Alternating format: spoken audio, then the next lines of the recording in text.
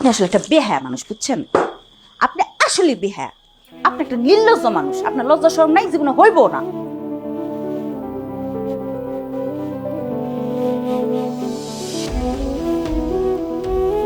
আরে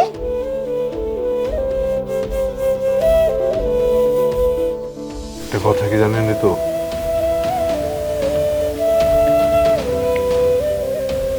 অন্ন, বস্ত্র, বাসস্থান, শিক্ষা আর চিকিৎসা এগুলো হলো মানুষের মৌলিক অধিকার। ওই অধিকার মানুষ কখনো ভাও পায় না। অনেক পরিশ্রম করতে হয়, অনেক কষ্ট করতে হয়। এখানে থাইকা আপনারা পরে আমিও তো পরিশ্রম করতেছি। আমি ভাও খাইতেছি না, পরিশ্রমের খাও, হালাল খাও।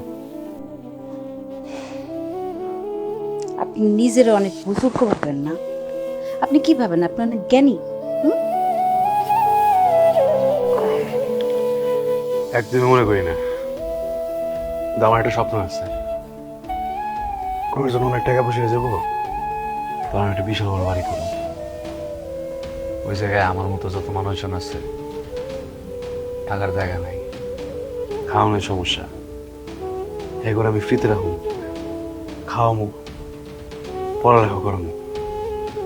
একটা কথা, খালামারে বলবেন পান্তা আমার অনেক প্রিয় খাবার। কালকে থেকে পান্তা দিলে একটা মরিচ, একটা পেঁয়াজ, তরকারি দিতে হবে। পান্তা ভাত পছন্দ না? এই না, পান্তা ভাত খান।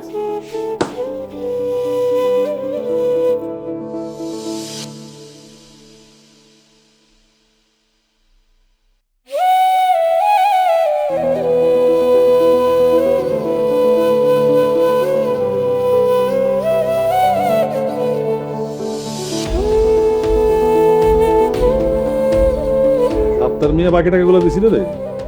3বার ডেট ফেল করছে কাকা। একবার 2 দিন করে এর বাড়িতে গেছি, এটা তো আর খুঁজেই পাইলাম না। এইভাবে যারা তারা বাকি বক্কা দিলে তো ব্যবসা লাল বাতি চলবো রে। ওয়ালাইকুম সালাম। কিরে শফিক, তুই কখন আইলি? তোর মানে আনস নাই? হুট করেই চলে আসছি মামা। জানেন তো রাজনীতি করি, সময় টময় কম পাই, একটু ফাঁক পেলাম, ভাবলাম মামিরে দেখে যাই। ও, তুই এক কাজ কর, যা ঠিক মতো হিসাব টিসাব করে একটা হালখাতার আয়োজন কর। আর সবার দাওয়াত দিবি কিন্তু, ভুল করিস না। যা। জি কাকা, আসসালামু আলাইকুম। বুঝলাম।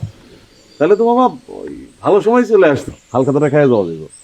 হ্যাঁ হ্যাঁ, ভালো সময় আইসিস।